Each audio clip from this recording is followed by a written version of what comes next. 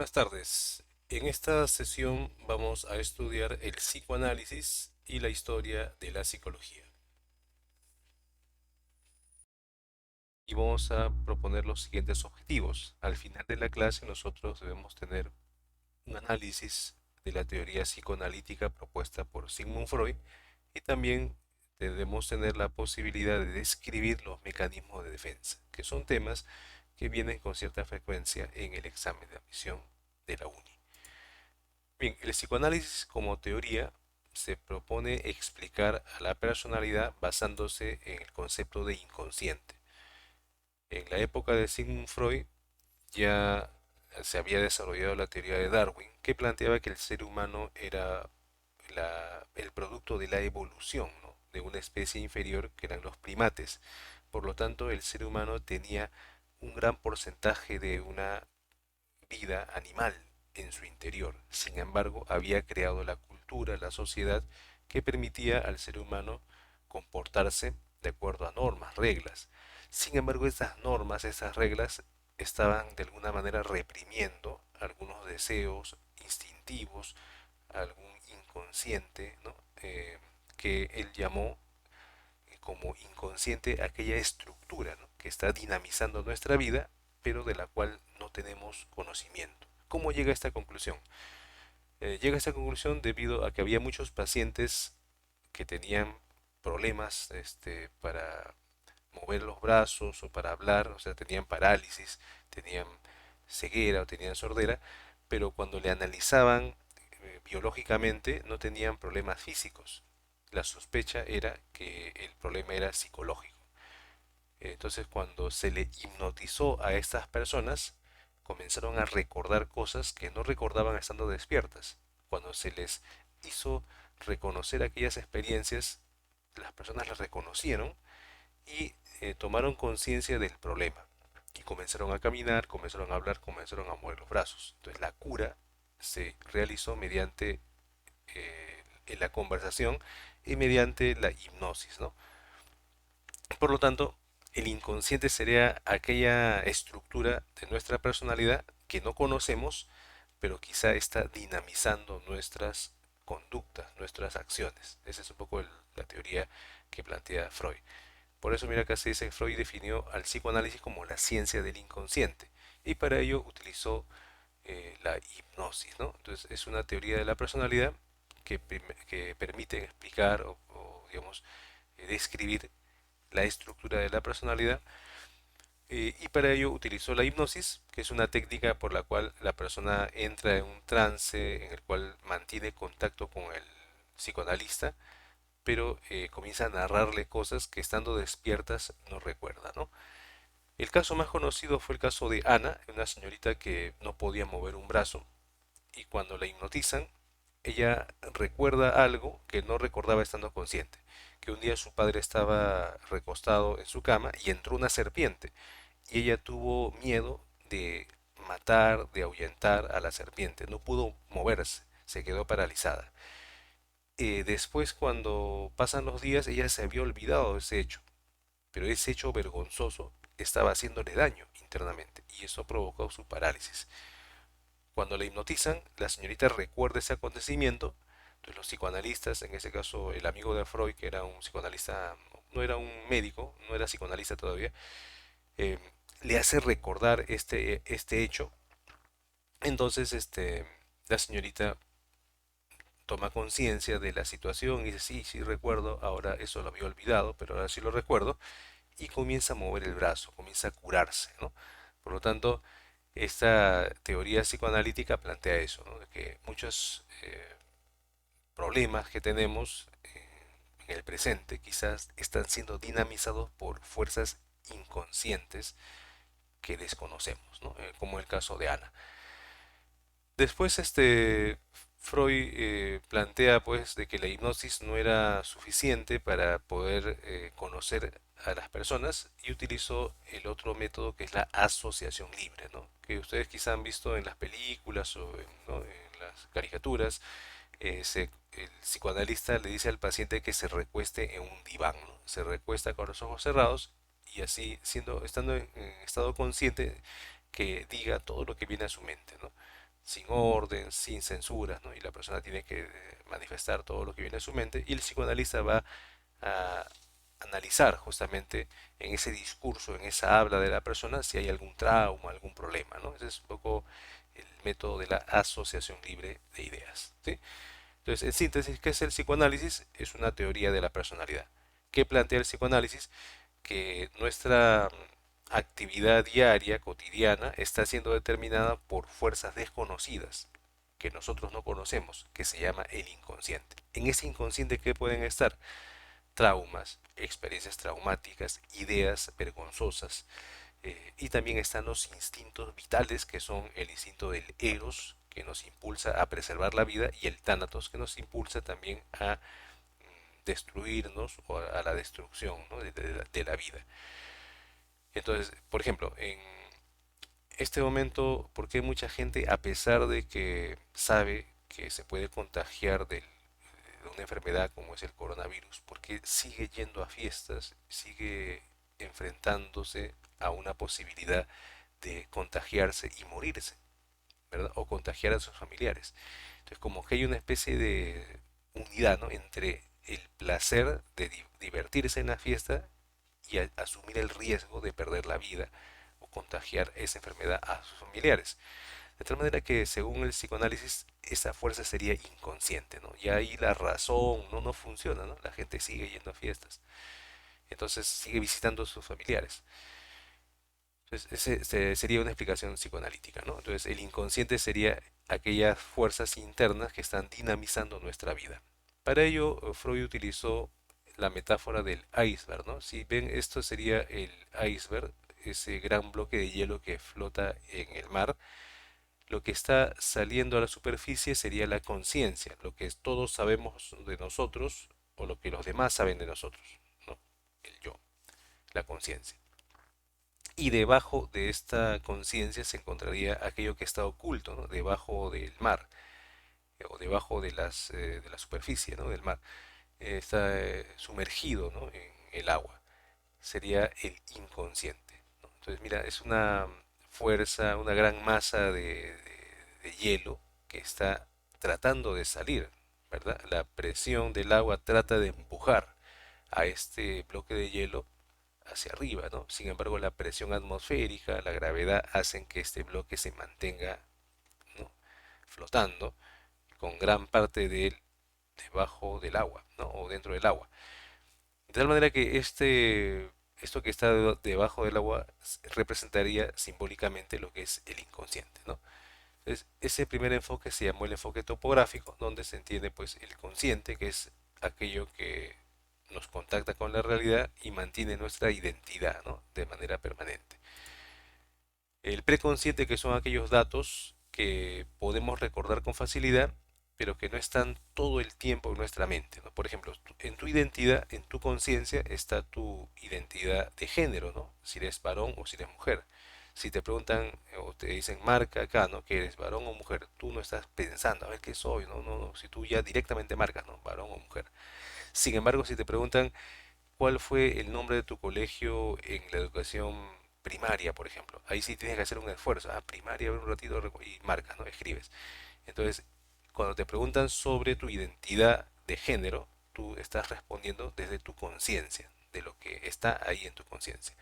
Sin embargo, cuando te preguntan el nombre de tu profesora de inicial o tu escuela inicial, cómo se llamó tu escuela, estarías buscando información en tu memoria a la cual puedes acceder con cierta facilidad, pero que no está todo el tiempo ahí de manera permanente, ¿no? Siendo recordada.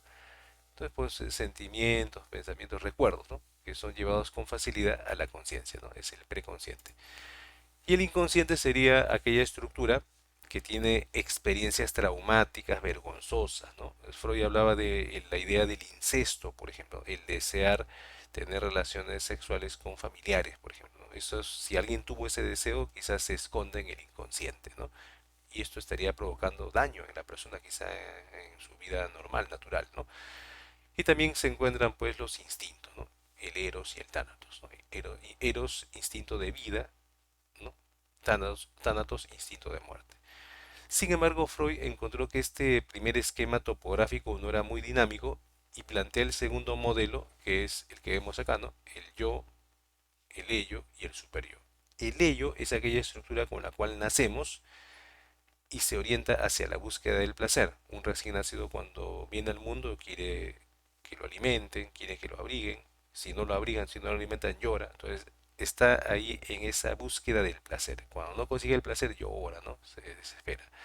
Pero poco a poco los adultos van formando en nosotros nuestra identidad. Te llaman por tu nombre, tú ya o te comunicas con tus familiares. Por lo tanto surge el yo. El yo que va a ser aquella estructura que nos permite conectarnos con la realidad, saber quiénes somos, saber quiénes son los demás. Pero a veces, a pesar de ello, cometemos algunas infracciones, ¿no? De repente cuando vas a una fiesta te dicen no agarres los dulces y agarras los dulces, ¿verdad? Si vas a una casa, no subas a los sillones, ¿no? Con el zapato, no camines por encima de los sillones y al final subes, ¿no? Porque de alguna manera no respetamos las normas, no somos conscientes de las normas. Pero poco a poco nos van informando, ¿no? Que debemos saludar, que no debemos subirnos en los sillones, ¿no? Lo que es correcto, que debemos devolver aquello que nos prestan. Entonces, eso sería el super yo, ¿no? El super yo sería la estructura que contiene las normas morales. Hay normas morales que están tan arraigadas en nosotros que las realizamos de manera inconsciente, ¿no? Por eso está que mira, se encuentra en el inconsciente también, ¿no? Pero la mayoría de ellas se encuentran en el plano consciente, ¿no? O en la memoria, ¿no? ¿Qué es lo que debemos hacer, ¿no? En caso de sismos, por ejemplo, ¿no? Eso está en tu memoria, ¿no? Tienes que recordarlo. Pero hay normas que tú todos los días tienes que aplicar, ¿no? Si vas a comprar pan y hay una cola de personas, una fila de personas, tú te pones al final, ¿no? Guardando tu distancia, ¿no? Que es la norma, ¿no? Entonces eso sería el superior, ¿no? El superior te dice qué cosas debes hacer bien, ¿no? Entonces vamos a ver acá esas definiciones, ¿no? El yo es el brazo ejecutivo, ¿por qué? Porque es el que en última instancia actúa. Por ejemplo, ¿no? Si un joven quiere estudiar, está con su libro, está con su cuaderno, y el cansancio le dicen, ¿por qué no descansas un ratito, ¿no? El ello lo va a impulsar a que sienta placer reposando un ratito. Pero el super yo le va a decir, no descanses, ¿no? Tienes que repasar. Repasa primero y descansa después. El ello le dice, no, descansa un ratito, ¿no? 5 minutos y luego estudia, ¿no? Entonces, quien en última instancia toma la decisión o de echarse a descansar o de estudiar es el yo. El yo es el que toma esa decisión. Es como si fuera una persona que tiene dos consejeros, ¿no? Uno le dice, sabes que descansa, el otro le dice, estudia, ¿no? Cumple con tu deber. El superior son las normas morales, los valores que hemos ido adquiriendo en el proceso de socialización y que es la versión, digamos, la mejor versión de nosotros, ¿no? El super yo eres tú en tu mejor faceta, se puede decir, ¿no? Si te piden que te describas cuando vas a buscar trabajo en tu currículum, tú pones yo soy una persona puntual, honesta, responsable, estudiosa, ¿no? Proactiva, o sea, pones lo mejor. No pones a veces soy impuntual, a veces descanso, ¿no? Mucho o duermo mucho, o sea, no vas a poner esas cosas, ¿no? Pones tú lo mejor de ti. Y el ello sería aquella fuerza instintiva, innata, con la cual nacemos todos los seres humanos y los animales también, y que se orienta hacia la búsqueda inmediata del placer. Ya, ese es lo fundamental. Bien, nosotros ya hemos analizado que para el psicoanálisis, para Sigmund Freud, el enfoque estructural era el enfoque más dinámico para poder explicar la personalidad. Entonces habíamos podido observar que según este enfoque dinámico, estructural, la personalidad tendría tres instancias, ¿no? El ello, que es aquella instancia, aquella estructura con la cual nacemos y nos orienta hacia la búsqueda del placer, eh,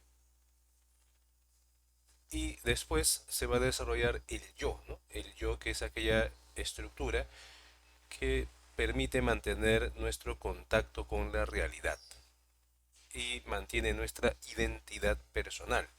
quiénes somos, cómo somos, ¿verdad? Sin embargo, este yo va a verse también desarrollado, influenciado por el super yo, que vienen a ser aquellas estructuras, aquellas normas, ¿no? Que vamos aprendiendo, adquiriendo y que nos permiten a nosotros tener de alguna manera un comportamiento socialmente aceptable, ¿verdad?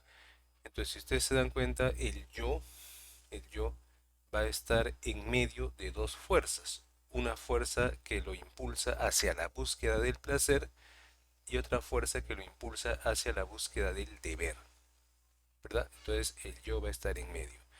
Es como si fuese una persona que tiene que tomar una decisión, ¿no? Y tiene dos consejeros, ¿no? Un consejero que le dice, no vayas a trabajar, finge que estás enfermo, y otro que le dice, tienes que ir a trabajar, tienes que cumplir con tu deber, ¿verdad? Entonces está en medio de dos fuerzas que van a tratar de dominar, ¿no? Entonces vamos a ver acá algunas ideas, ¿no? El objetivo de la psique, o sea, del psiquismo, según el psicoanálisis, es la reducción de la tensión que proviene de la búsqueda del placer, ¿no? O sea, este ello nos está siempre impulsando hacia el placer, ¿no? Nos levantamos temprano, tenemos que ir a trabajar o estudiar y el ello nos dice, no, ¿sabes qué? Quédate un ratito más, descansa, ¿no? De repente. El yo se encarga de mediar las exigencias que operan el ello, el super yo y la realidad, ¿no? Entonces, el yo está en medio de tres fuerzas, ¿no? La realidad, que es la exigencia, ¿no? Los horarios de trabajo, los horarios de estudio, el ello, que es el que lo orienta hacia el placer, y el super yo, que lo orienta hacia el deber, hacia la responsabilidad. El super yo, al derivarse del yo, hace las veces de freno moral, ¿no? O contrafuerza de las preocupaciones prácticas que este último, con lo que se establece una serie de directrices que definen y limitan la flexibilidad del yo, ¿no? Entonces el super yo siempre está tratando de controlar, ¿no? Al yo para que haga lo correcto.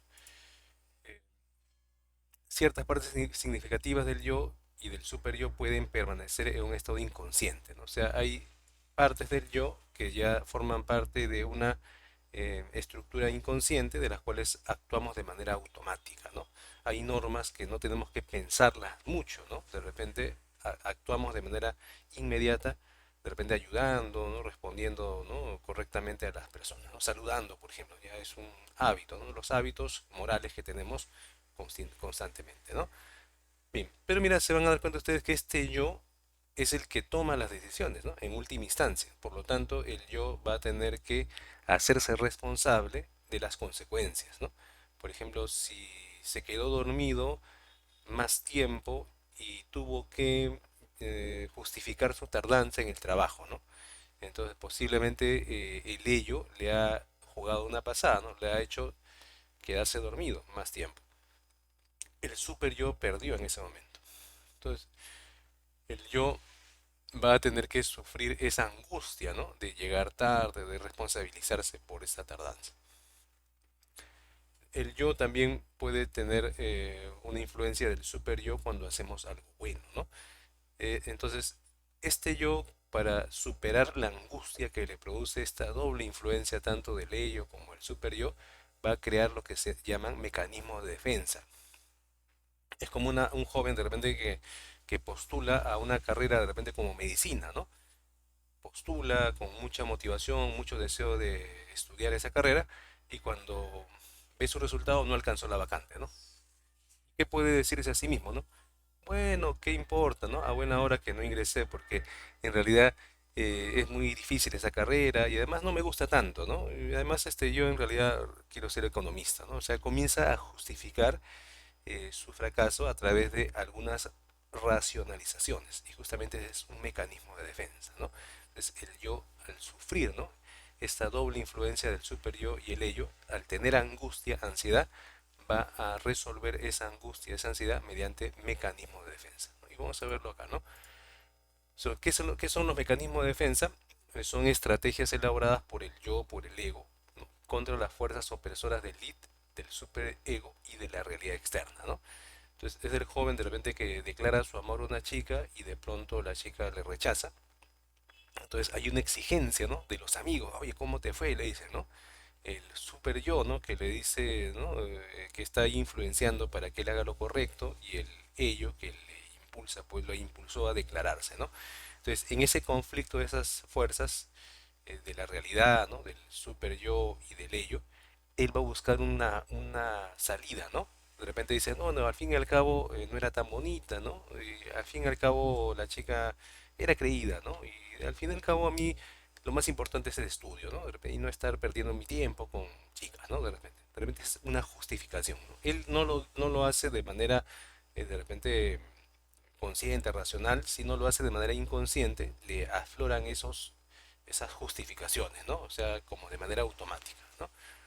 Bien, entonces el mecanismo de defensa puede ser la represión, que consiste en sacar de la conciencia aquello que nos es doloroso, aquello que nos es perjudicial, ¿no? Si de repente realizamos una actividad bochornosa, vergonzosa, al día siguiente nos olvidamos, ¿no? O al cabo de un tiempo nos olvidamos, ¿verdad? eh, si un joven de repente muy alegre, ¿no? Bailó encima de una mesa o hizo chistes, ¿no? Y hizo piruetas en una fiesta, posiblemente al día siguiente no lo recuerde tanto como si lo recuerdan sus amigos, ¿no? Entonces, como que por represión olvidamos aquellas experiencias traumáticas, vergonzosas. O si uno tiene un deseo de repente malicioso, ¿no? Si el joven desea que muera uno de sus amigos, ¿verdad? ¿Por qué no se muere, ¿no? Pero ese deseo, quizá como es algo que no es aceptable socialmente, se va a esconder, se va a ocultar y no lo va a recordar, ¿no? Entonces, por eso acá nos dice que es la represión, es prevenir que los pensamientos dolorosos o peligrosos o sentimientos dolorosos o peligrosos entren en la conciencia, ¿no? Esa es la idea. Bien. La proyección es atribuir a los demás o a los otros la causa de nuestra angustia, nuestros defectos, nuestras envidias de repente, ¿no? Entonces el joven podría de repente decirle a su amigo, oye, no seas envidioso, ¿no? ¿Por qué tienes envidia, no? Si él tiene un celular, tiene su plata, ¿no? Él se lo compra, ¿no? O sea, de repente el envidioso no es el amigo, ¿no? Sino aquel joven que está hablando, está proyectando su envidia a su amigo. O de repente alguna chica ve a un muchacho que entra al aula y a su amiga le dice, oye, mira, ¿no? Yo sé que te gusta, ¿no? Le dice, ¿no? Entonces de repente no es que le guste a la otra señorita, sino a la chica que está hablando, ¿no? Quizá está proyectando su deseo en su amiga, ¿no? Eso viene a ser. La racionalización consiste en hacer que la conducta parezca racional, ¿no? O sea, justificar racionalmente algo que hemos hecho mal, ¿no? Entonces de repente la mamá le preparó su fiambre, su sándwich al pequeño hijo y cuando el pequeño regresa del colegio dice, mamá, ¿sabes qué? Me preparaste mi pan con pollo pero no tenía sal, ¿no? Y la mamá le dice, no, hijito, yo lo hice adrede porque la sal hace daño, ¿no? Y entonces de vez en cuando hay que comer bajo en sal, ¿no? De repente, ¿no? Entonces la mamá está racionalizando, ¿no? Racionalizando. O sea, está justificando aquello que hizo mal, ¿no? Entonces, una forma también de prevenir la angustia, ¿no? Eh, es una justificación racional. ¿Sí? Bien, entonces también cuando ese técnico decía que el puente no se cayó, sino se desplomó, ¿no? Y son cosas distintas, decía, ¿no? El puente no se ha caído, ¿no? Usted no sabe, ¿no? El puente se ha desplomado, ¿no? Usted como es periodista no sabe de lo que habla, ¿no? Yo sí sé, ¿no? Entonces, ese es tratar de justificar algo que no tiene sentido, el puente está caído, ¿no? O sea, no hay otro término que utilizar, ¿no? Pero él decía, no, técnicamente se ha desplomado, no se ha caído, ¿no? Entonces, te das cuenta que esa es una racionalización, ¿verdad? Bien. O también esta crisis de las vacunas, ¿no? De repente se vacunaron los funcionarios, ¿no? El presidente, las ministras, y después dicen, no, nos vacunamos, pero nosotros estábamos de repente frente a una vacuna experimental, ¿no? Estábamos dentro del grupo de personas que estábamos en el experimento, ¿no? En la muestra experimental, ¿no? Por lo tanto, esa vacuna no tenía utilidad, no era, pero en el momento que se vacunaron sí sabían que esa vacuna les podía prevenir del COVID, ¿no? Pero en ese caso están tratando de justificar, ¿no? Racionalmente aquello que es injustificable, ¿no? Bien. La sublimación consiste en encontrar salidas inofensivas para la tensión asociada con necesidades frustradas, ¿no? Si una persona tiene una necesidad de agredir a los demás, de insultar, de repente no va a poder hacerlo porque es algo moralmente inaceptable, pero quizá es una persona que se dedica a ser un novelista o un cuentista donde relata historias de agresión, ¿no? O es un cineasta, ¿no? Que sublima, canaliza toda su energía destructiva en una película, en una serie donde hay muertes de repente, ¿no? O simplemente es una persona que le gusta ver series o películas de acción donde haya mucha muerte, mucha bala, mucha sangre, ¿no? Entonces como que esa energía destructiva lo estamos canalizando en una actividad inofensiva, ¿no? Alguien lo pueden llevar a juicio porque está viendo muchas películas de terror o de acción o de violencia, no, ¿verdad? Eso no es algo que pueda ser juzgado como algo malo, ¿verdad? Bien, entonces esa es una sublimación, ¿verdad? Bien, esos son los mecanismos de defensa. También encontramos acá la formación reactiva, ¿verdad? Que consiste en encubrir un motivo o sentimiento experimentando conscientemente su opuesto. Ya, un ejemplo más sencillo, ¿no? ¿Cuál sería? De repente, si una señorita odia a su amiga, eh, su trato hacia ella no va a ser con odio, sino con mucho cariño, con mucho aprecio, con mucho amor, ¿no? Entonces, amiguita, ¿cómo estás? Me preocupa, no me he soñado contigo, dime, cuéntame, ¿cómo te ha ido? ¿No? ¿Estás bien? Sí, estoy bien. Le dice, no, pero cuéntame, te veo un poco pálida, de repente, no, si tienes algún problema, cuéntame, ¿no? Cuentas conmigo para todo, ¿no? Además te he comprado, ¿no? Un pancito con pollo, te veo pálido, ¿no? O sea, ese exceso de preocupación, ese exceso de cariño, podría estar expresando realmente lo contrario, ¿no? Ese exceso de preocuparse por la salud, ¿no? En el fondo podría ser, según el psicoanálisis, que esta señorita quiere que su amiga esté enferma, ¿no? De repente, ¿no? Esa es un poco la idea. Entonces, a veces eh, una señorita puede odiar a un joven sin mucha justificación, ¿no? Lo odia, le parece antipático, y sus amigas le dicen, oye, pero si no te ha hecho nada, ¿por qué te parece antipático? No sé, simplemente su presencia me cae mal, ¿no? En el fondo diría, podría decir el psicoanálisis que ese rechazo en el fondo encubre el deseo de estar con el joven, de ser enamorado, ¿no? De que sean amigos por lo menos, ¿no? Entonces ese podría ser lo que se llama la formación reactiva, ¿ya? Bien. Vamos a ver ahora la historia de la psicología. Es un tema que lo hemos resumido bastante en estas diapositivas y te vamos a decir qué es lo esencial, lo fundamental de este capítulo, de este tema. Los objetivos es identificar el objeto de estudio de cada escuela psicológica. Cada escuela psicológica tiene algo que se propone estudiar, y también reconocer los aportes de cada escuela. ¿Por qué se les reconoce? ¿Qué de nuevo dieron a la psicología? Entonces, eso es lo fundamental, ¿ya? Bien, el estructuralismo es aquella escuela que inicia la psicología científica. Su antecedente primario fue Wilhelm Wundt, ¿no? Wilhelm Wundt en Alemania desarrolla estudios que permiten dar el cambio de una psicología filosófica a una psicología científica. Ese cambio fundamental fue la invención de instrumentos, herramientas y metodologías que permitan estudiar la conciencia en condiciones experimentales, ¿no? Si un biólogo puede sacar parte de la sangre o parte de un tejido para analizarlo en un laboratorio, el psicólogo no puede sacar un pedazo de conciencia de la persona y llevarlo a un laboratorio, ¿no? Porque no es posible, la conciencia no es algo que sea, digamos, un objeto.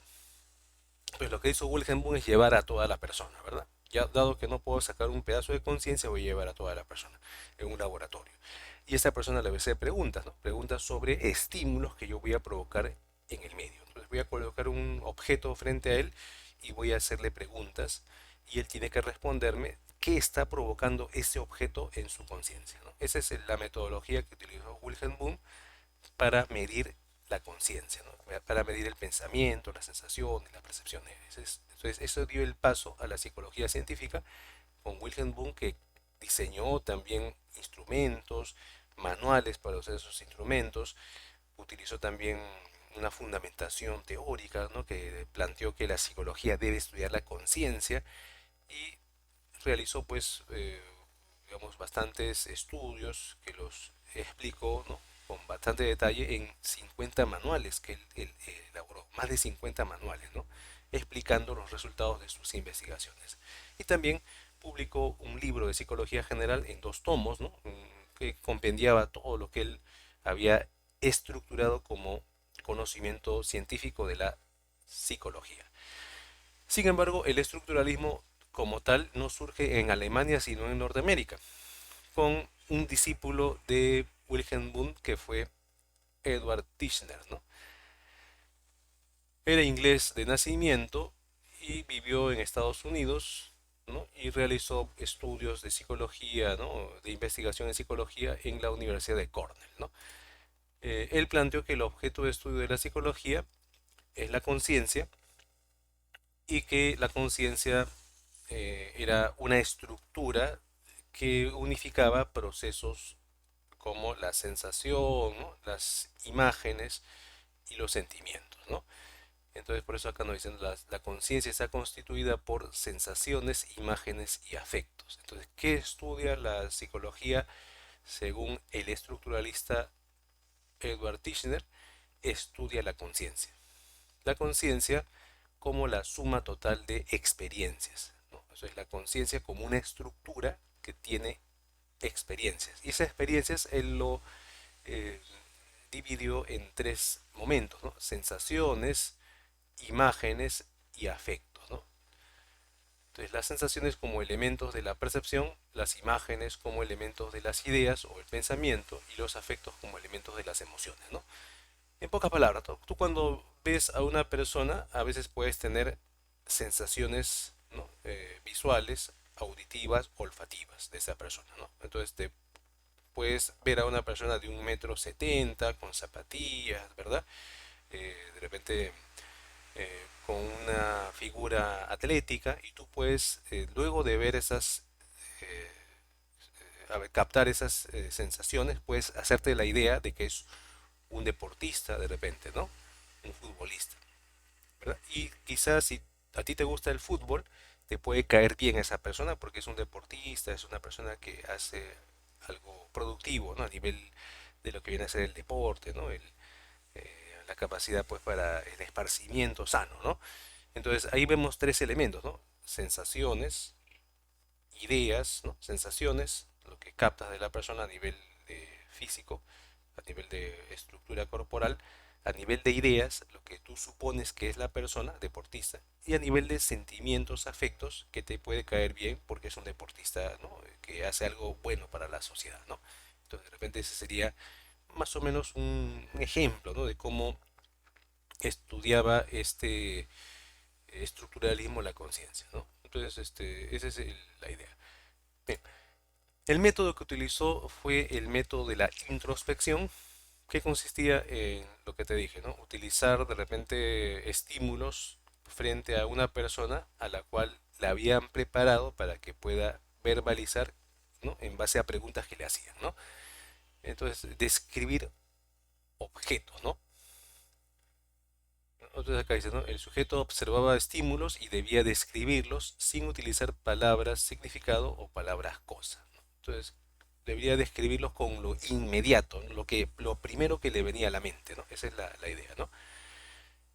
Solo los observadores bien entrenados podían llevar a cabo la introspección de forma científica, ¿no? Entonces, por ejemplo, una palabra significado sería que la persona diga, ¿qué veo acá? Veo una naranja, ¿no? Esa no era la idea, ¿no? La persona tenía que decir, ¿no? ¿Qué ves acá? Veo algo esférico, ¿no? Veo algo anaranjado, ¿no? Veo algo brillante, ¿no? Realmente trataba de reducir al mínimo en palabras muy sencillas sin referirse a objetos, ¿no? No debía decir de primera instancia, veo una naranja, ¿no? Veo una pelota, no. Veo algo brillante, veo algo anaranjado, ¿no? O sea, veo algo más sencillo, ¿no? De repente después ya le decía, ¿y si unes todos esos elementos, qué configuras? Ah, una naranja o una pelota, ¿no? ¿Y eso qué te causa? ¿Te causa agrado o desagrado? Bueno, me agrada la naranja y por lo tanto ese objeto me cae bien, ¿no? Entonces vemos ahí los tres elementos, ¿no? Ya lo que son sensaciones, imágenes y sentimientos, ¿no? Eso es. ¿Cuáles son los aportes del estructuralismo a la psicología? Es haber dado una metodología, haber formado a muchos psicólogos para que repliquen estas investigaciones en sus lugares, sus países, eh, y haber incorporado a la psicología los conceptos de una ciencia experimental, propio de las ciencias naturales, ¿no? O sea, ese es el aporte. En ese momento, las ciencias naturales eran el modelo de ciencias, ¿no? Maduras, ¿no? Entonces, la psicología trataba de parecerse más a la biología, de repente, ¿no? A la física, a la química, ¿no? Bien, entonces, los datos primarios eran obtenidos mediante la introspección, o sea, las palabras sencillas para describir las cosas, ¿no? Y aceptó el paralelismo psicofísico de Wilhelm Wundt, ¿no? O sea, de que había un paralelismo entre lo que viene a ser la mente y el psiquismo, ¿verdad? Como que existen dos realidades paralelas que se relacionan entre sí, pero que una no es una función necesariamente de la otra, ¿no? Son dos mundos paralelos, ¿ya? Eso es, no es decir, pues, de que así como el hígado produce bilis, el cerebro produce pensamientos, no es así, ¿no? Porque el pensamiento, nuestras imaginaciones, nuestras percepciones no dependen solamente del cerebro, sino del entorno, ¿no? De la realidad. Por lo tanto, hay una realidad que está configurando esa mente, ese proceso psicológico en paralelo con el cerebro, ¿verdad? Entonces por eso se habla de un paralelismo psicofísico. Bien, esa es la importancia del estructuralismo. Entonces, en síntesis, el estructuralismo fue desarrollado por Edward Tishner y planteó que la psicología debe estudiar la estructura de la conciencia con el método llamado la introspección. Y el principal aporte del estructuralismo a la ciencia psicológica es justamente eso, ¿no? Haber fundamentado, haber dado los primeros pasos para que la psicología sea considerada una ciencia. Con el aporte importante de Wilhelm Wundt, ¿no?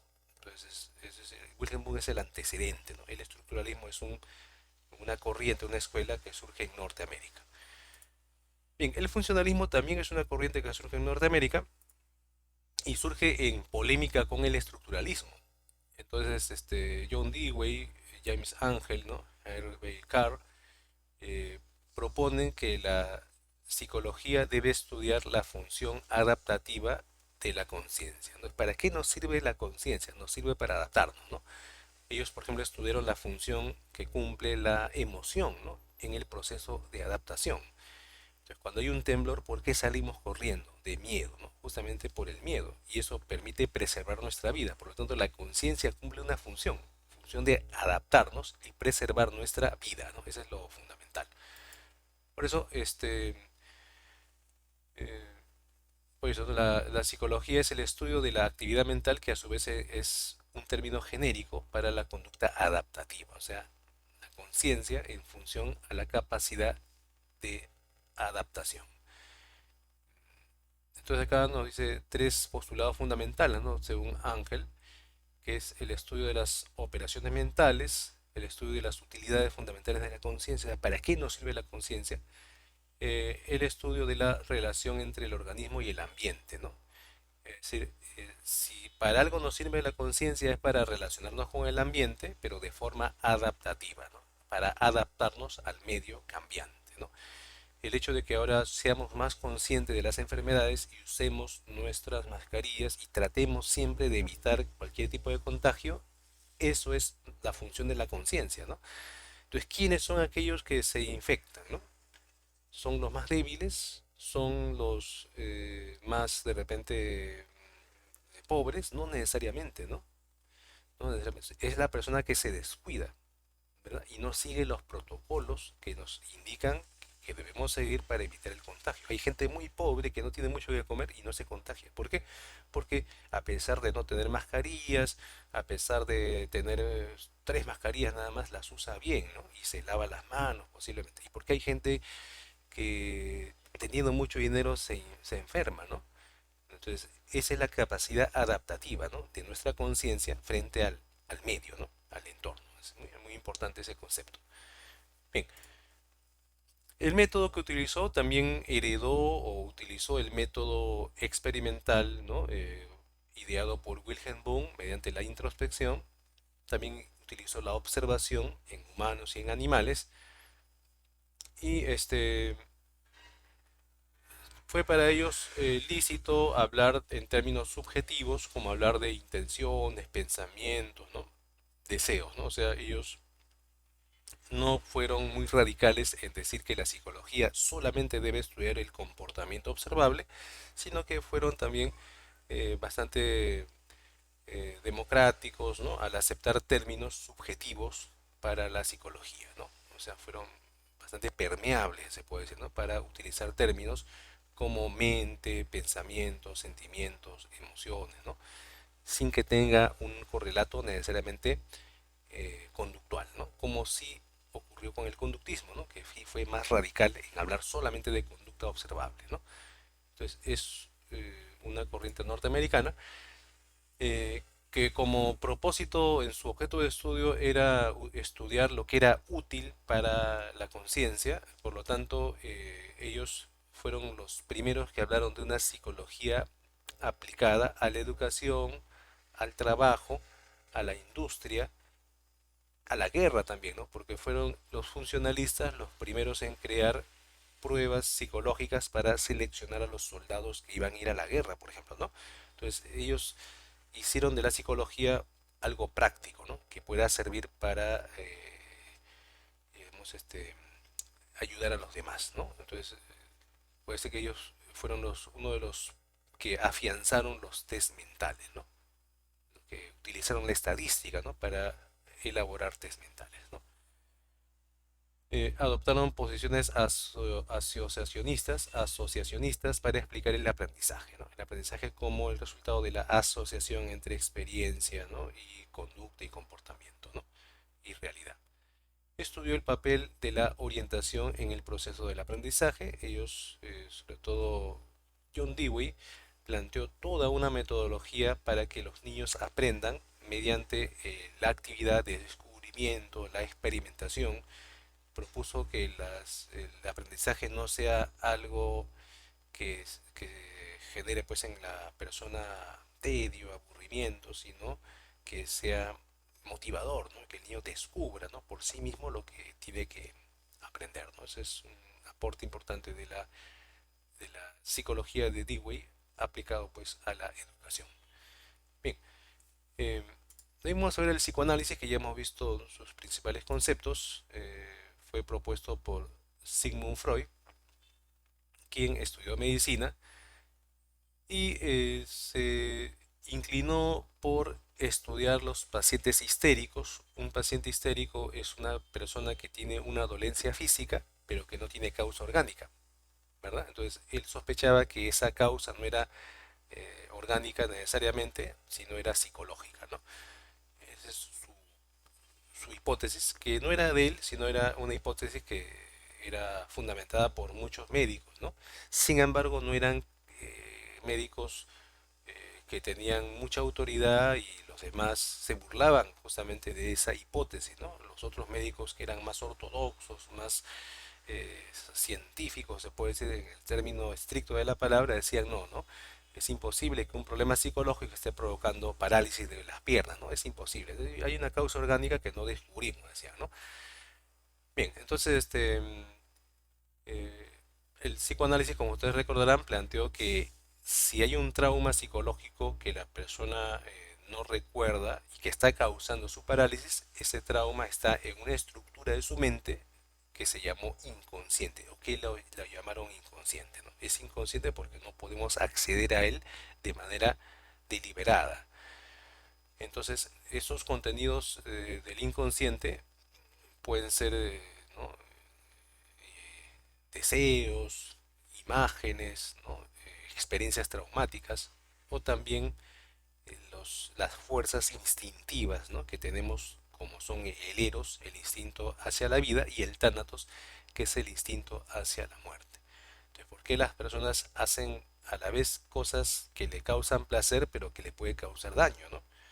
O sea, porque hay mucha gente que sigue fumando y siente placer fumando sabiendo que eso le hace daño, o porque hay mucha gente que sigue comiendo comida chatarra, comida que le puede causar alto contenido en colesterol en la sangre, sin embargo, lo comen sabiendo que le hace daño. Entonces, como que hay una especie de unidad entre el placer y la sensación de riesgo, ¿no? Que podemos experimentar, porque hay mucha gente que, a pesar de que saben de que se pueden contagiar del COVID, asisten a fiestas masivas y están expuestos a la enfermedad, ¿no? Entonces hay como una unidad, ¿no? Entre esa búsqueda del placer y a la vez el arriesgarse a perder la vida o perder la salud, ¿no? En este caso. Bien, el método, como les había indicado al inicio, fue la hipnosis. La paciente o el paciente era hipnotizado. En estado de trance hipnótico recordaba las experiencias traumáticas. El psicoanalista, ¿no?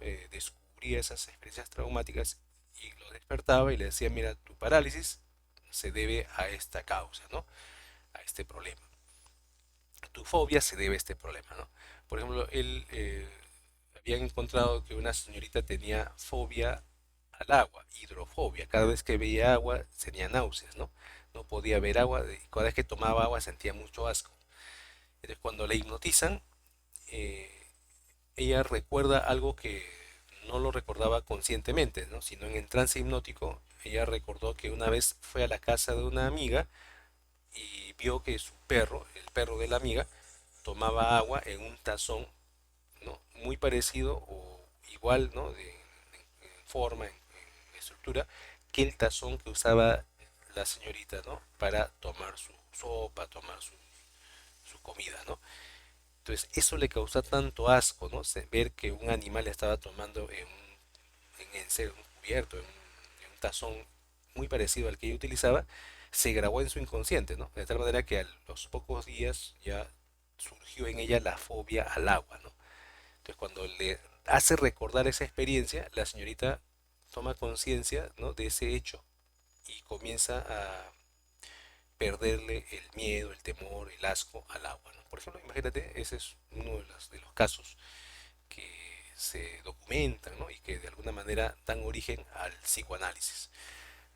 Pero la hipnosis era un problema porque no toda persona era hipnotizable y además a veces las personas recordaban cosas que no reconocían, que de repente eran más fantasiosas que reales, de tal manera que la hipnosis no era un método muy fiable, muy práctico, ¿no? Demoraba mucho y a veces no era muy confiable, ¿no?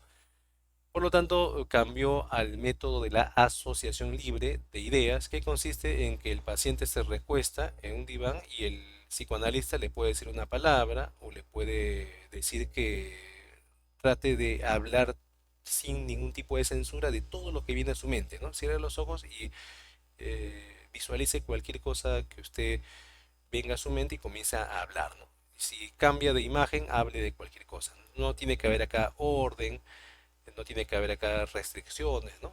No hable sin miedo, sin temores, ¿no? Entonces la persona comenzaba a hablar y el psicoanalista tenía que tomar nota y tenía que ir analizando, ¿no? ¿Qué de eso que decía la persona tenía un mensaje a nivel de su inconsciente, ¿no? Esa es la asociación libre de ideas, ¿no? Y también comenzó a utilizar la interpretación de sueños. Sigmund Freud recomendaba a sus pacientes que traten de recordar, ¿no? En las mañanas todos los sueños que habían tenido y lo anoten, ¿no? Y después el psicoanalista iba a escuchar esas narraciones de los sueños e iba a interpretar, ¿no? Qué problemas o qué situaciones en su inconsciente estaban causándole algún malestar, ¿no? A la persona, ¿verdad? Se dice que Sigmund Freud era incluso muy estricto en eso. Todos los sueños que él tenía los escribía en un cuaderno y él mismo se autoanalizaba, ¿no? Bien. Los aportes del psicoanálisis, bueno, han influenciado en la cultura, en el arte, en la política, muchos ámbitos de la cultura, ¿no?, actual, hay una dosis de psicoanálisis, ¿no? En política, ¿no? Hay incluso libros en el Perú, ¿no? Psicoanálisis de la corrupción en el Perú, por ejemplo, ¿no?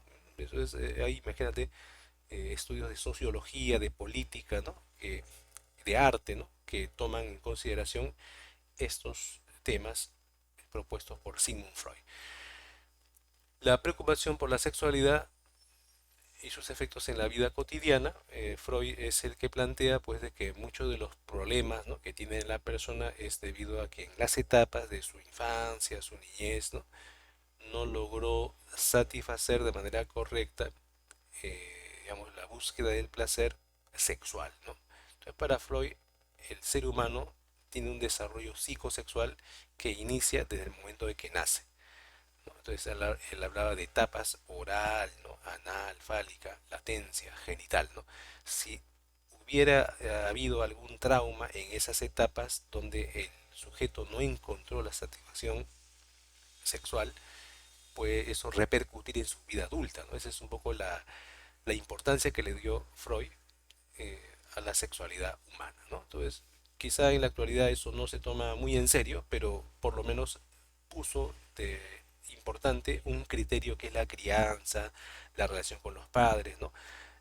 La vida cotidiana en el hogar, que puede influir en la vida adulta, ¿no? Si ustedes han visto la película El Joker, por ejemplo, tiene un componente psicoanalítico, ¿no? La relación del payasito este con su mamá, por ejemplo, ¿no? Entonces veían que era un sujeto adulto, ya más de 40 años, que seguía viviendo con su mamá. Y su mamá lo trataba como si fuese una persona incapaz de ser independiente, ¿no? Entonces eso configura incluso una, una explicación psicoanalítica, ¿no? Tiene una explicación psicoanalítica, ¿no? Bien, entonces es importante esa valoración de la sexualidad en las etapas tempranas de la vida, ¿no?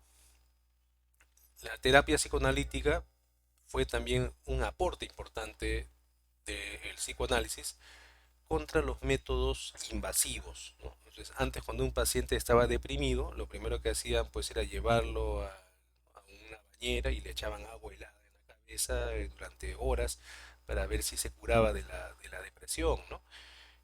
O en su defecto ya le pasaban electricidad en la cabeza y pues lo curaban supuestamente, pero en vez de curarlo generaban más problemas, ¿no?, a la persona.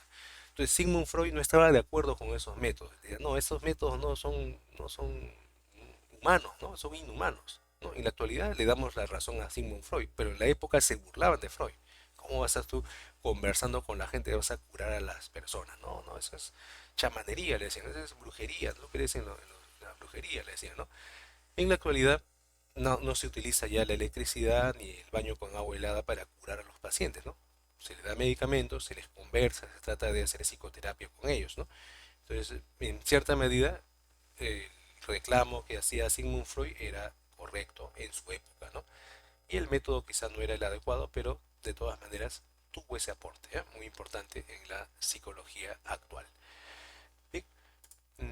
La reflexología es una corriente que surge en la Unión Soviética, bueno, en el proceso de transición entre la Rusia zarista y la Unión Soviética. Hubieron psicólogos o fisiólogos, mejor dicho, fisiólogos médicos como Besterev, que estaban interesados en convertir a la psicología en una ciencia objetiva, en contraste con la psicología subjetiva, ¿no?, que ya había fundado Wilhelm Wundt, que había desarrollado posiblemente también otros psicólogos como los de la Gestalt, ¿no?, otras corrientes que estudiaban la conciencia. Entonces los reflexólogos dijeron, no, la psicología debe fundarse en el estudio objetivo de la materia, ¿no?, porque eran influenciados por el materialismo histórico, dialéctico, que llevó al poder, pues justamente como filosofía, a Lenin, ¿no?, a los soviets, ¿no?,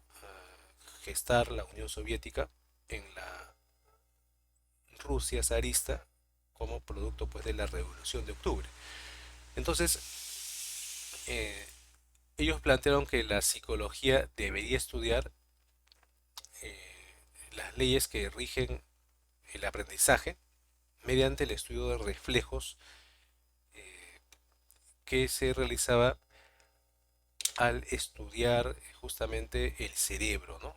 El cerebro de un sujeto, de un organismo determinado, ¿no? Entonces, esos reflejos tienen como centro fundamental al sistema nervioso, ¿no? A la actividad nerviosa cerebral, ¿no? Entonces, ¿cuál es el objeto de estudio? El estudio justamente de la actividad nerviosa cerebral mediante los reflejos. Esta investigación de Besterev estaba muy desarrollada en su época, sin embargo recibe un apuntalamiento, un aporte formidable cuando Iván Pavlov descubre el condicionamiento clásico, ¿no?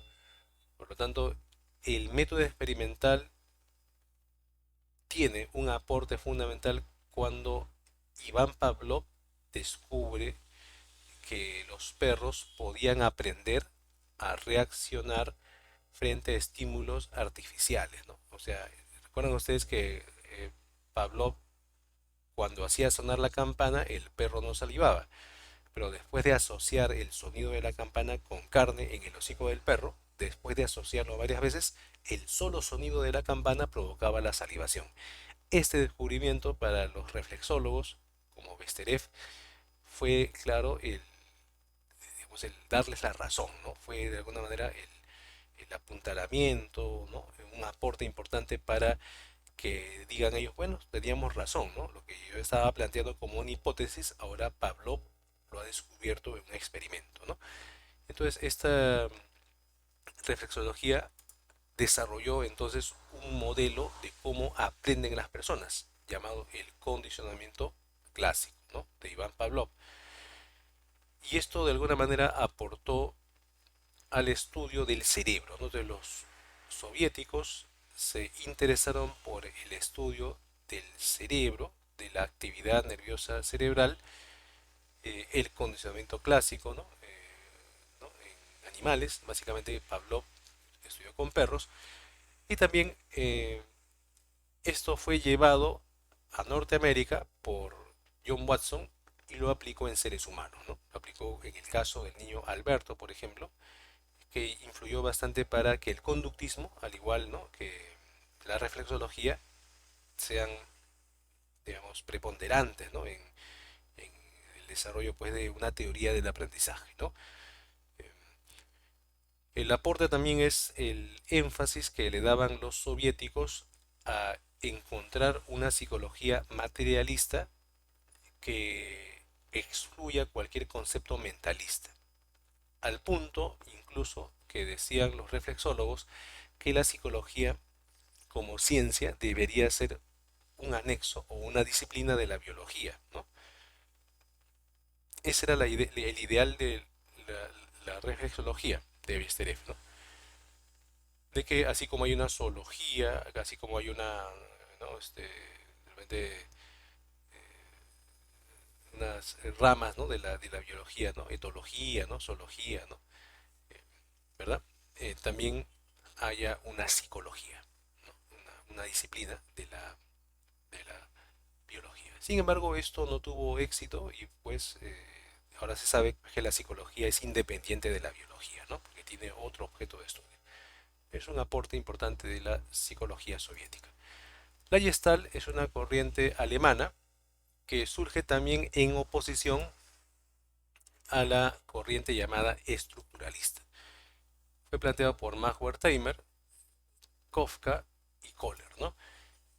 Ellos en contraparte, en oposición, en polémica con lo que hicieron los estructuralistas, que planteaban que la psicología debe estudiar la conciencia como una estructura, partiendo de sus elementos. el- la Gestalt planteó que la psicología debe estudiar la conciencia como una totalidad.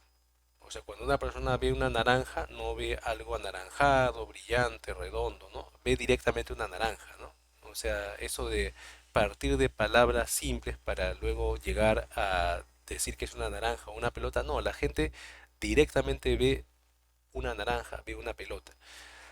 Para probar ello, los de la Gestalt hicieron encuestas, hicieron pruebas a muchas personas y comprobaron, ¿no?, que cuando las personas ven una imagen, no ven de repente tres rayas, ven un triángulo, ¿no?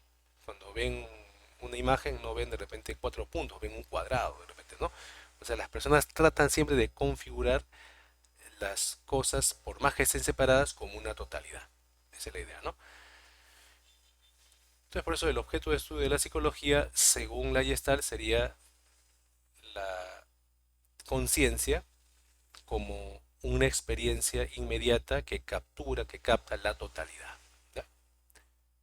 Entonces acá nos dice, la experiencia inmediatamente tal como aparece a la conciencia como totalidades significativas, no como agregados de sensaciones elementales. O sea, estudiar la conciencia como una totalidad. Las formas o gestalten son organizaciones naturales, ¿no?, que se encuentran en la naturaleza, en el cerebro y la experiencia. No es algo que la mente imponga a la experiencia, ¿no? O sea, planteaba que esa estructura, ¿no?, de la conciencia no era algo que estaba en la realidad, sino que era el cerebro que ya tenía una especie de molde, ¿no?, de estructuras para poder captar las totalidades, ¿no? Eso era. Bien. El método que utilizaron fue el método experimental, la observación, utilizaron entrevistas con personas, ¿no?,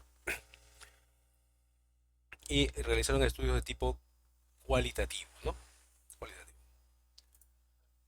Los aportes principales de la Gestalt fueron haber desarrollado las leyes de la percepción, ¿no?, figura y fondo, constancia perceptual, ¿no?, que ya hemos visto en un capítulo de percepción, y a la vez también eh, Kohler y Kafka plantean la teoría del aprendizaje súbito por insight, ¿no? Recuerdan ustedes, no sé si han visto esos chimpancés, ¿no?, que le colocan unos plátanos colgados, ¿no?, en la altura, y el chimpancé de manera súbita, de manera inesperada, de un momento a otro descubre que si coloca una caja sobre la otra podría treparse y agarrar los plátanos, ¿no? Entonces, ese descubrimiento no lo hace por ensayo y error, no es que durante varios días trató de colocar las cajas, ¿no?, sino ocurre de un momento a otro, ¿no? El chimpancé quiere coger los plátanos, se sube en una caja, no los puede coger, pero de pronto aparece esa relación entre los tres elementos y los pone uno encima de otros, trepa y agarra los plátanos, ¿no? Entonces, eso ese es el insight, ¿no?, el descubrimiento súbito. Bien.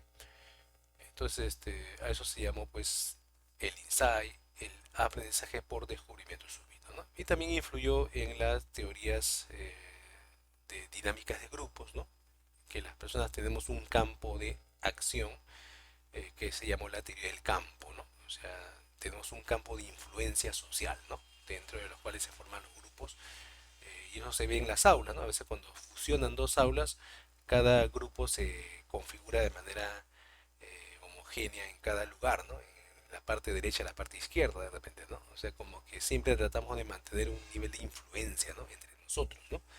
Es la teoría del campo según Kurt Lewin, ¿no? Esa es la Gestalt, ¿no? El conductismo es una corriente que surge en Norteamérica, fundada por John Watson. John Watson estudió psicología y estaba interesado en fundar una psicología científica de acuerdo a los postulados positivistas que no utilice términos mentalistas, ¿no?, como ideas, pensamientos, ¿no?, sino que utilice conductas observables, ¿no? John Watson empezó pues a estudiar con ratones hasta que de pronto le llega la investigación de Iván Pavlov sobre el condicionamiento clásico y lo aplica en seres humanos, ¿no?, en el caso del niño Alberto, ¿no? Al niño Alberto, recuerdan ustedes que se le acerca un roedor blanco y en el momento que el niño quiere agarrar al roedor se produce un ruido intenso, ¿no? Y eso se repite varias veces, de tal manera que después de 3, 4 o 10 veces, el solo hecho de que le muestren el roedor blanco, el bebé comenzaba a llorar, ¿no? Entonces este bebé había adquirido una fobia a los roedores blancos. ¿Por qué? Por esa asociación, ¿no?, que se produjo entre el estímulo, el ruido y el ratón blanco, ¿no? Entonces el ratón blanco adquirió la propiedad de desencadenar una respuesta que antes no provocaba, ¿no? Eh, Entonces el objeto de estudio es la conducta observable, medible, mensurable y rechazó cualquier tipo de término mentalista, ¿verdad? Y Watson propuso que la conducta era todo tipo de movimiento. Él suponía que el mismo pensamiento era un movimiento interno de las cuerdas vocales. O sea, era muy ortodoxo, muy rígido con esta idea de que la psicología no debe aceptar términos como ideas, mente, ¿no? Ideas subjetivas, ¿no? La psicología debe traducir todo en comportamientos observables, medibles, mensurables. Por lo tanto, el pensamiento como tal no existiría, sino existiría movimiento interno de glándulas, de cuerdas vocales, que si no las conocemos ahora es porque todavía no tenemos las herramientas, ¿no? Decía Watson, ¿no? Sino cuando tengamos las herramientas para ver cómo el pensamiento se, ¿no? se traduce en movimientos corporales internos, ese es el verdadero objeto de estudio de la psicología, ¿verdad? Pero por lo menos, diría Watson, si no podemos saber que una persona está pensando, podemos saber que marca correctamente una respuesta, ¿no? Si le dejo un problema de matemática y lo resuelve y marca la respuesta correcta, se supone que está pensando, ¿no? De esa conducta de marcar o de escribir la respuesta correcta sería un ejemplo de cómo su pensamiento se materializa en un acto que viene a ser el marcar la respuesta correcta, ¿no? Entonces ahí sería una conducta observable. El método utilizado fue el método experimental por excelencia, eh, que utilizaba pues el condicionamiento clásico para el estudio del comportamiento, ¿no? De la conducta, de la psicología. Adoptó el condicionamiento clásico como método de investigación. Los aportes del conductismo a la psicología fue haber desarrollado una teoría del aprendizaje fundamentado en investigaciones, ¿no? Que no solamente lo aplicó con animales, sino también con seres humanos. Lo aplicó incluso también a situaciones clínicas, ¿no? Situaciones eh, hospitalarias, ¿no? Para curar fobias, para curar de repente comportamientos inadecuados, ¿no? Una de las críticas quizás simbólicas más importantes fue la película La Naranja Mecánica, donde se utiliza justamente el condicionamiento clásico para tratar de curar, entre comillas, a un psicópata, ¿no? Entonces, eso que se ve en la película se aplicó en algunos casos en pacientes, en personas, ¿no? Para curarlos supuestamente de los males, pero en vez de curarlos les generabas más trauma, ¿no? Sin embargo, fue este método utilizado el que permitió crear al conductismo como una corriente psicológica del aprendizaje, ¿no? Bien, y la idea pues de que la psicología utilice, ¿no? De manera rigurosa los métodos experimentales, lo cual lo emparentaba pues con las ciencias físicas, biológicas, ciencias naturales, le dio pues un peso importante a la propuesta metodológica de John Watson, ¿no? Ese es otro aporte importante de esta corriente. Bien, vamos a ver que estos son los principales. Bueno, vamos a ver acá el humanismo también como una corriente norteamericana que surge como una respuesta a la crisis que sufría Norteamérica después pues, de las guerras. Eh, la Primera Guerra Mundial, Segunda Guerra Mundial, se vivía pues una crisis económica, política, cultural, y el humanismo surge como una tercera forma de entender al ser humano. La primera forma era el psicoanálisis, que entendía que el ser humano era dominado por fuerzas inconscientes. La segunda forma o fuerza de entender al humano era el conductismo, que decía que el ser humano estaba dominado por estímulos externos. El humanismo rechaza esa propuesta, ¿no? Vemos acá a Abraham Maslow, Rogers, ¿no? Jacob Moreno, Salomón Peirce, plantean que el ser humano no está dominado ni por el inconsciente, ni por fuerzas externas, sino que el ser humano es dueño de sí mismo y que el ser humano es capaz de hacer de su vida lo que mejor le parezca, hacer de su vida de repente lo que ella desee, ¿no? Las metas que se propongan. Por lo tanto, el ser humano es un ser consciente, ¿no? Libre y que puede elegir, que puede decidir. El objeto de estudio, por lo tanto, para el humanismo es la persona como una totalidad consciente, ¿no? Responsable de sus actos, con capacidad de elegir y con la capacidad de poder hacer de su vida eh, lo que se proponga, ¿no? Esa es la idea, ¿no? Por lo tanto, una persona puede vivir intencionadamente orientada a metas y valores, ¿no? Que son la base de su identidad. Por lo tanto, una persona cuando viene al mundo, cuando nace, nace como una semilla capaz de florecer y dar los frutos mejores que se le pueda, ¿no?, proponer, ¿no?, a esa persona, ¿no? Entonces, plantea esa idea. El método que utilizaron ellos, rechazaron los métodos experimentales, plantearon que al ser humano no se le puede estudiar como si fuera un ratón de laboratorio, planteó la importancia del método biográfico, que trata de hacer una historia de la persona, una anamnesis, ¿no?, mediante una entrevista, ¿no?, ver cuáles son las influencias que ha tenido, ¿no?, cuál es su historia personal. El estudio de caso único señala pues de que no puedo yo utilizar un estudio masivo de 1000 personas, 5000 personas, ¿no?, de 500 personas, sino debo estudiar biografías individuales, ¿no?, y de ellas puedo sacar ideas que puedan contribuir a los demás, ¿no? Ese es el estudio de caso único. Análisis del producto, que tiene que ver el análisis de las cosas que hacemos cotidianamente, ¿no? O sea, qué producimos a nivel de cultura, a nivel de sociedad, ¿no?, a nivel de individuos, ¿no?, a nivel de familias, ¿no? Entonces, este análisis del producto hace referencia a aquellas condiciones externas e internas que motivan que las personas hagan las cosas, ¿no?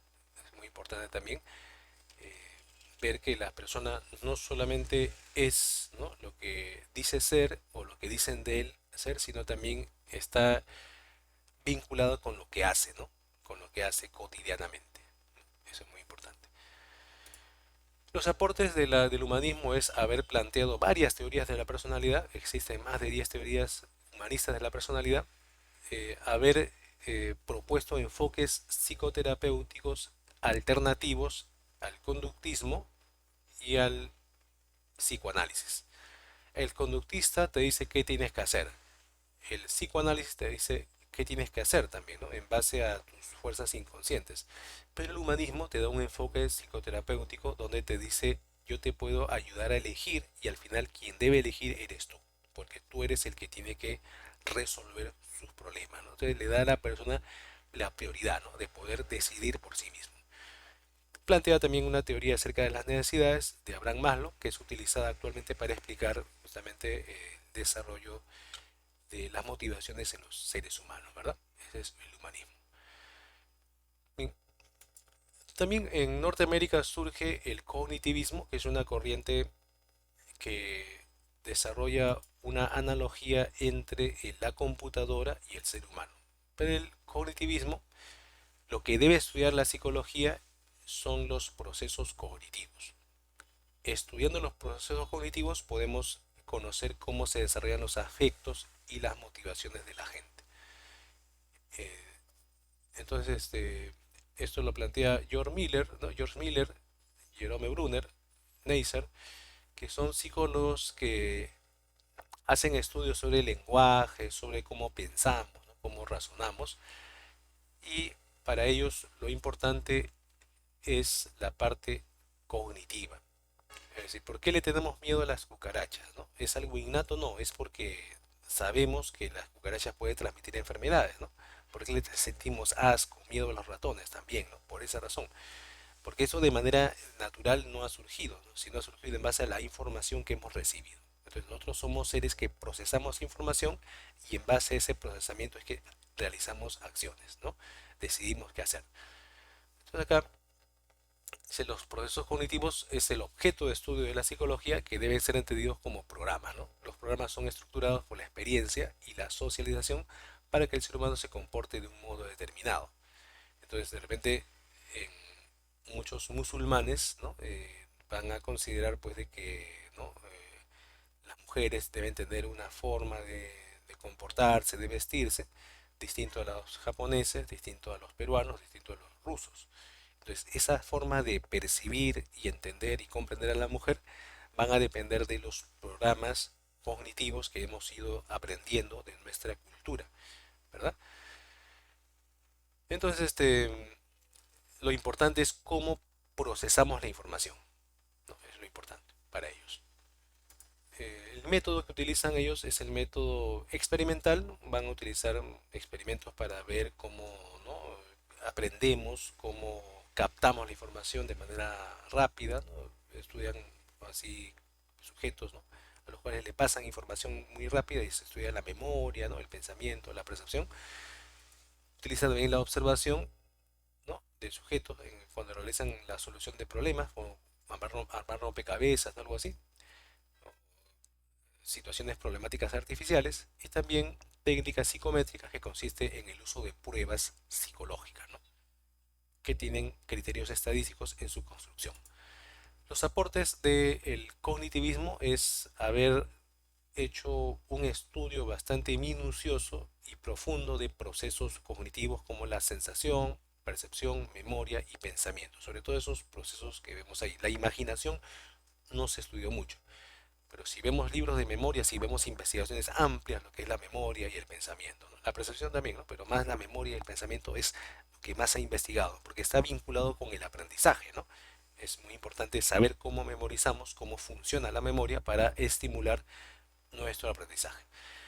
Se aplicó este modelo a la psicología clínica en el sentido de que muchas personas tienen ideas irracionales que les hacen sentir mal, ¿no?, creencias irracionales que les hacen sentir tristes, ¿no? Entonces, ¿por qué las personas se sienten tristes? A veces son porque procesan la información de manera errónea, ¿no? Entonces, esas ideas erróneas hay que cambiarlas, ¿no? Eso es lo que propone la psicología cognitiva en el ámbito clínico, ¿no?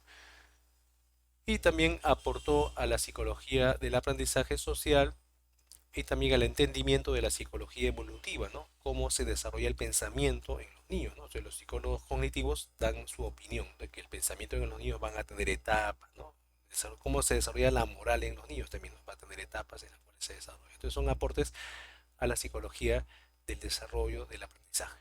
Muy importante del cognitivismo. Bien, jóvenes, esto viene a ser la práctica. Ahora vamos a desarrollar el solucionario.